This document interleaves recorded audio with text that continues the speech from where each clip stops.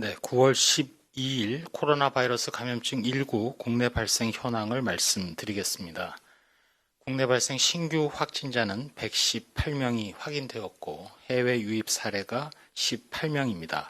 총 누적 확진자 수는 22,055명입니다. 신규로 413명이 격리 해제되어 현재 3,671명이 격리 중이며 위중증 환자는 164명입니다. 안타깝게도 어제는 5명의 사망자가 발생하였고 0시 이후 오늘 낮 12시까지 추가로 2명의 사망자가 더 발견되었습니다. 돌아가신 분들의 명복을 빌고 유가족 분들에게 애도의 말씀을 드립니다. 국내 주요 발생 현황을 지역별로 말씀드리겠습니다. 먼저 서울입니다. 서울특별시 서대문구 세브란스 병원과 관련해서 접촉자 조사 중 4명이 추가로 확진되어 현재까지 총 23명의 누적 확진자가 발견되었습니다. 영등포구 1년 정종 서울 포교소 관련해서 1명이 추가 확진되어 총 누계 23명이고 송파구 쿠팡 물류센터는 3명이 추가 확진되어서 총 19명의 확진자를 발견하였습니다. 강남구 K보건산업 관련해서 지난 9월 8일 첫 확진자 발생 이후 접촉자 조사 중 9명이 추가되어 현재까지 총 10명의 누적 확진자가 발견되었습니다. 8월 15일 서울의 도심 집회와 관련해서 조사 중 1명이 추가됨으로써 총 565명의 누적 확진자가 발견되었습니다. 다음으로 경기도는 이천시 주간보호센터와 관련해서 4명이 추가되어 현재까지 총 18명의 확진자가 발견되었습니다. 다음으로 대전광역시 건강식품설명회 관련해서 조사 중 3명이 추가되어 총 54명의 누적 확진자가 발견되었고 충청남도 금산군 섬김요양원과 관련하여 조사 중 1명이 추가됨으로써 총 10명이 발견되었습니다. 경상북도 칠곡군 산양삼 사업설명회와 관련하여 9월 2일 설명회 참석자 중에 지난 9월 8일 첫 확진자를 발견한 이후 7명이 추가로 확진됨으로써 총 8명의 누적 확진자를 발견하였습니다. 아까도 말씀드렸습니다만 위중증 환자 그리고 사망자의 현황에 대해서 조금 더 자세히 말씀드리겠습니다. 위중증 환자는 164명으로 전체 규모는 어제에 비해서는 11명 수준이 준 상황입니다. 연령별로는 80세 이상이 38명으로 23.2%, 70대가 67명으로 40.9%를 차지하고 있습니다. 현재까지 사망자는 총 355명으로 이 중에는 기저질환이 있는 경우가 96.6%로 343명입니다. 연령대별로 치명률은 80세 이상에서 20.1%를 나타내고 있습니다. 고령층이 이용하는 시설 그리고 의료기관으로의 유입을 차단하는 것이 매우 중요합니다. 이는 위중증 환자는 물론 치명률을 낮추는 데에도 중요하기 때문에 생활방역 관련해서 거듭 당부를 드립니다만 이러한 시설이나 의료기관에 종사하시는 분들은 카페나 식당 등 다중이용시설 방문을 하지 말아주시고 여행이나 모임 등도 취소하거나 연기해 주시기 바랍니다. 발열이나 호흡기 증상의 의심 증상이 있는 경우 출근하지 말고 검사를 받으시고 근무 시에는 반드시 마스크를 착용하시고 손 씻기 등 방역 수칙을 철저히 지켜주시기 바랍니다. 고령층이 이용하는 시설, 의료기관의 관리자분들께서는 외부인 출입을 통제해 주시고 손잡이나 문고리 등 손이 많이 닿는 곳은 표면 소독을 자주 해 주시기 바랍니다. 수시로 환기를 실시해야 하고 입소자나 환자에게 발열이나 기침 등 의심 증상이 있으면 즉시 진단검사를 받을 수 있도록 조치해 주시기 바랍니다.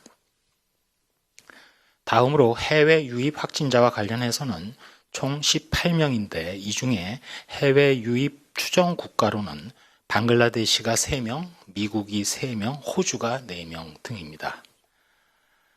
코로나 백신 치료제 개발을 위해서는 생물안전 등급에 따르는 연구시설을 활용하는 것도 매우 중요하여 현재까지 19개 기관이 BL3 실험실의 사용을 연계 신청해온 바 저희 국립보건연구원에서는 이 중 10개 기관에게 연계를 완료하여 백신과 치료제 개발 등 연구가 원활히 진행될 수 있도록 적극 협조하고 있고, 이러한 연구시설 개방에 한국보건산업진흥원, 중소벤처기업부, 한국산학연합회 등의 홈페이지를 참고해서 앞으로도 신청을 해 주시기 바랍니다. 또한 민간 지원을 위해서 협조해 주시는 공공기관, 교육기관, 의료기관 등에 깊이 감사드립니다. 생활방역과 관련해서 한 가지 더 말씀드리겠습니다. 코로나19 억제를 위해서는 국민 여러분들의 사회적 거리두기 참여와 실천이 매우 중요합니다. 이번 주말 중에도 2단계, 또 지역에 따라서는 강화된 2단계의 사회적 거리두기 지키기에 계속 실천에 노력해 주시기를 부탁 올립니다. 코로나19 감염 전파 예방을 위해서는 불효불급한 외출이나 모임, 여행 등은 연기하거나 취소해 주시고, 음식점이나 카페에 방문해서 식사하시기보다는 포장이나 배달을 활용해 주시기 바랍니다. 불가피하게 외출하실 경우 반드시 마스크를 착용해 주시고, 그것도 제대로, 즉 입과 코를 완전히 가리시고 마스크 표면을 최대한 만지지 않는 등 제대로 착용해 주시기를 거듭 부탁드립니다. 끝으로 한 말씀 올리겠습니다. 이번 주 코로나19의 발생 추이를 보게 되면 지난 8월 하순 한때 400명대를 넘어서서 급증하던 확산세는 일단은 꺾인 것으로 판단은 됩니다. 어느 정도 감염 규모를 억제하면서 좀 느린 속도이긴 하지만 감소세를 유지하고는 있습니다. 이것은 전적으로 거리두기에 전력을 다해 주신 국민 여러분 덕분입니다. 특별히 이 과정에서 자영업자, 소상공인들의 눈물 그리고 희생이 있음을 저희 방역당국은 말할 것도 없고 전체 국민 모두가 잘 알고 계실 것입니다.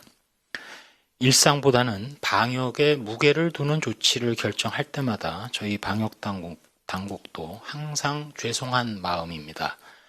자영업자나 소상공인들께 거듭 위로의 말씀도 드립니다. 짧지만 집중도 있게 함께 해온 2단계의 거리두기의 노력이 앞으로 더 효과를 보일 것은 틀림없을 것입니다. 다만 코로나19의 특성상 무증상 감염 비율이 높은 그러한 특성을 고려하면 수도권은 물론이고 비수도권 어디에서도 누구나 언제든 감염될 수 있는 상황입니다. 일상에서 산밀의 환경을 만나게 되면 코로나19에 감염될 가능성이 있다는 점을 항상 기억하시기 바랍니다. 어제도 치료제와 백신 개발과 관련된 실무 분과위원회가 각각 있었습니다. 참여자들이 민, 관, 학, 연의 전문가들, 종사자들이 총동원되어 전문성을 가지고 각계의 역할에 최선을 다하고 있습니다. 다만 치료제와 백신은 과학이고 또 안전과 직결되어 있기 때문에 특별히 긴 축적의 시간이 필요한 분야라고 전문가들은 얘기합니다. 과거 이러한 분야에 대한 투자 그리고 관심이 늦었고 부족했던 상황이었기에 현재 우리나라가 치료제와 백신 개발의 선두에 서 있지 못한 상황입니다. 일단 출발선은 다르지만 국내 최고의 전문가들과 연구기관, 기업 등이 합심하여 연구 개발에 최선을 다하고 계신 점에 대해서도 거듭 감사드립니다. 이러한 주어진 현실에서 우리가 할 수 있는 최선의 방역 대책, 또 유일한 방역 대책인 거리 두기를 계속 실천해 나갈 수밖에 없습니다. 코로나19 장기화로 힘드신 중에도 자발적으로 참여해 주시고 단결해 주시고 위기 때마다 다시 극복할 기회를 만들어 주시는 국민들께 거듭 감사드립니다. 지금 당장은 코로나19로 인한 인명피해, 즉 치명률을 낮추어야 하고 다가오는 동절기에 인플루엔자와의 동시 유행을 반드시 막아야 합니다. 또한 그러한 시간에 새롭게 바뀐 일상 중에 방역 수칙을 잘 정착시켜서 우리의 방역 역량과 의료 대응을 통해서 장기간 코로나19 발생을 억제 수준으로 유지하고 언젠가 개발될 또 보급될 백신으로 면역을 확보하는 것이 저희들의 현재의 현실이고 목표입니다. 방역당국도 유행 억제와 확산 차단에 주말에 계속 노력하겠으며 마지막으로 대구광역시를 중심으로 생활방역의 표처럼 마스크 사용과 관련해서 또 음식점에서의 활동과 관련해서 먹고 마실 때는 말 없이 말할 때는 마스크 쓰고 라는 것을 반드시 기억해 주시고 환자 발생에 있어서 이것을 생활방역의 실천이 유지가 되도록 노력해 주시길 거듭 부탁드립니다. 이상입니다.